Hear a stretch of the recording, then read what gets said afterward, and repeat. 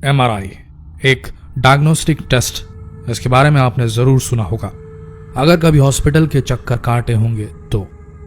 MRI magnetic resonance imaging एक महंगा लेकिन कारगर इमेजिंग टेक्नोलॉजी है जो इंसानी शरीर के अंदर मौजूद ऑर्गन्स, अंदरूनी अंगों को देखने के लिए इस्तेमाल किया जाता है। इस्तेमाल तो किया जाता है ये इलाज में डॉक्टर्स की मदद के लिए, लेकिन आपको बता दें एमआरआई मशीन अगर चाहे तो जान भी ले सकती है। मैग्नेटिक रेजोनेंस इमेजिंग, जैसा कि नाम से ही आप भांप सकते हैं, स्ट्रॉन्ग मैग्नेटिक फील्ड का इस्तेमाल किया जाता है इसमें। इस मशीन में मानव शरीर के अंदर झांकने के लिए मैग्नेटिक फील्ड का इस्तेमाल किया जाता है। हालांकि एमआरआई मशीन से एक्सरे मशीन की तरह हानिकारक रेडिएशंस तो नहीं निकलते, लेकिन एमआरआई ऑपरेटर और मरीज ने अगर जरा सी भी लापरवाही बरती तो ये मशीन चीथड़ उड़ा सकती है शरीर के। आज के इस वीडियो में हम उन बेहद दर्दनाक हादसों के बारे में आपको बताएंगे जो एमआरआई मशीन को लापरवाही से इस्तेमाल करने की वजह से हुए। तो दिल थाम के बैठिए, ये वीडियो बेहद हृदय विदारक हो सकता है। एमआरआई का हादसा नंबर 5, राजेश मारू। 2018 की बात है। राजेश मारू अपने एक रिश्तेदार से मिलने के लिए मुंबई के नायर हॉस्पिटल गए थे। उनके परिवार ने बताया कि हॉस्पिटल के एक स्टाफ ने राजेश को ऑक्सीजन सिलेंडर एमआरआई रूम तक ले जाने के लिए कहा। उस व्यक्ति ने यह आश्वासन दिया कि एमआरआई स्कैनर अभी बंद है, लेकिन दुर्भाग्य से ऐसा नहीं था। एमआरआई स्कैनर ऑन था। जैसे ही मारू सिलेंडर लेकर रूम में पहुंचे, एमआरआई मशीन ने उन्हें अपनी ओर जोर से खींचा, जिस कारण से सिलेंडर जिसमें ऑक्सीजन भरी थी और एमआरआई मशीन में बहुत तेज टकराव हुआ और ऑक्सीजन सिलेंडर फट गया।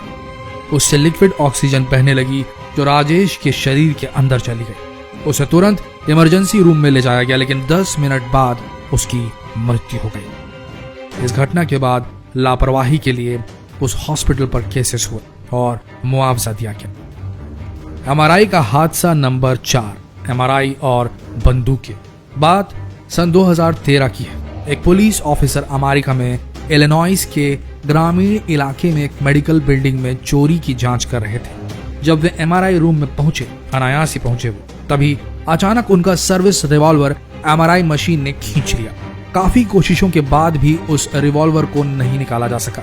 उसे तभी निकाला जा सका जब उस मशीन के निर्माता को संपर्क किया गया। 2013 में हुई पुलिस अफसर के साथ ये घटना पहली नहीं थी। 2009 में भी इसी तरह की घटना हुई थी। एक अफसर अपनी मां से मिलने के लिए एमआरआई रूम गए थे, तभी उनकी रिवॉल्वर भी एमआरआई मशीन द्वारा खींच ली गई थी। इस घटना में उनका हाथ भी फंस गया था, लेकिन वो किसी तरह अपने हाथ को निकाल पाए थे, लेकिन उनका हथियार कई घंटों तक वहीं फंसा रह गया था। इसी तरह 2006 में न्यूयॉर्क में एक पुलिस ऑफिसर के साथ एक घटना घटी थी। एक पुलिस ऑफिसर गन लेकर एमआरआई रूम में घुस गए, जिस कारण से उनकी गन को मशीन ने अपनी तेज मैग्नेटिक फील्ड से खींच लिया और इस घटना में गन से गोली भी चल गई जो दीवार पर जाकर लगी। खुशकिस्मती ये रही कि किसी की जान नहीं गई। एमआरआई का हादसा नंबर 3, डेन महोनी। डेन महोनी एक 79 साल के बुजुर्ग थे जो न्यूयॉर्क मेडफोर्ड के रेडियोलॉजी सेंटर में बुरी तरह से घायल हो गए थे। डेन महोनी के बेटे के अनुसार वहां के लोगों ने बताया था कि एमआरआई रूम में मेटल की वस्तुएं ले जाना बहुत खतरनाक है, लेकिन किसी ने भी डेन महोनी के मेटल वॉकर को, वो वॉकर लेकर चलते थे, उसे रूम के बाहर रखने के लिए कहा ही नहीं। सब ने डेन महोनी के उस वॉकर को नजरअंदाज कर दिया, भूल गए, लापरवाही कर दी। फिर क्या था, जैसे ही महोनी एमआरआई रूम में प्रवेश करते हैं, उनका मेटल वॉकर सीधा छूटकर मिसाइल बन जाता है और मशीन में जा चला जाता है और वो बुरी तरीके से गिर जाते हैं, जिस कारण से उनके सिर पर बहुत गंभीर चोट आती है। 2 दिन बाद उन्हें दिल का दौरा पड़ता है और ठीक 2 महीने बाद उनकी मृत्यु हो जाती है। बाद में महोनी के परिवार को उस हॉस्पिटल द्वारा मुआवजा दिया जाता है। एमआरआई का हादसा नंबर 2, माइकल कोलंबिनी। यह घटना 2001 में न्यूयॉर्क शहर के वेस्ट चेस्टर मेडिकल सेंटर में घटी। माइकल कोलंबिनी 6 साल का बच्चा था जिसके ब्रेन में एक ट्यूमर था और उसकी हाल ही में सर्जरी हुई थी और सर्जरी की प्रोग्रेस देखने के लिए, जो हीलिंग हुई थी उसको चेक करने के लिए एमआरआई कराने की नसीहत दी गई थी। सर्जरी होने के बाद उसे एमआरआई रूम में ले जाया गया ताकि उसकी जांच हो सके। जैसे ही एमआरआई मशीन को चालू किया गया, तभी वहां पर एक ऑक्सीजन सिलेंडर रखा हुआ था जिसे एमआरआई मशीन ने 20 से 30 फीट प्रति सेकंड के हिसाब से तेज गति से खींचा। वो सिलेंडर उस बच्चे के सिर पर जोर से जाके लगा, जिस कारण उसके सर पर कई फ्रैक्चर आए। उसके मस्तिष्क को काफी चोटें पहुंची। उस बच्चे ने दम तोड़ दिया। एमआरआई के हादसा नंबर 1, मुंबई का हादसा। यह घटना 2014 के एक मुंबई के हॉस्पिटल की है। स्वामी रमैया, जो कि एक तकनीकी सहायक थे, वे MRI मशीन को स्कैन के लिए तैयार कर रहे थे। तभी उन्होंने वार्ड बॉय सुनील जाधव को ऑक्सीजन मास्क लाने के लिए कहा। सुनील वहां पर नया लगा था, नया कर्मचारी था, इसलिए उसे MRI रूम के बारे में ज्यादा पता नहीं था, उसे रूल्स रेगुलेशन नहीं पता थे। लेकिन सुनील को सुनने में गलती हुई कि ऑक्सीजन मास्क लाना है या ऑक्सीजन टैंक। वो भूल गया और उसने 4 फुट का ऑक्सीजन टैंक MRI रूम में घुसा दिया।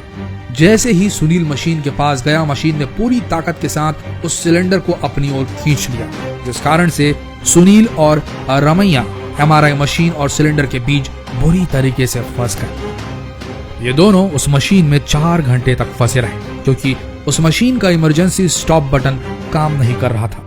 इस घटना में जाधव के कंधे फ्रैक्चर हुए और रमैया की किडनी डैमेज हो गई और इंटरनल ब्लीडिंग शुरू हो गई। वहां के लोगों ने बताया कि उस सिलेंडर को निकालने के लिए रस्सियों का सहारा भी लिया गया, लेकिन जब तक उस मशीन के टेक्नीशियन नहीं आए तब तक उसे निकाला नहीं जा सका। बाद में उन दोनों का इलाज उसी अस्पताल में हुआ और उन्हें मुआवजा भी दिया गया। तो दोस्तों, अगली बार अगर आप हॉस्पिटल जाएं और MRI कराने वाले हों तो इस बात का खास ख्याल रखें कि कोई भी मेटल की चीज लेकर ना जाएं। आपके शरीर में कोई भी मेटल इम्प्लांट नहीं होना चाहिए।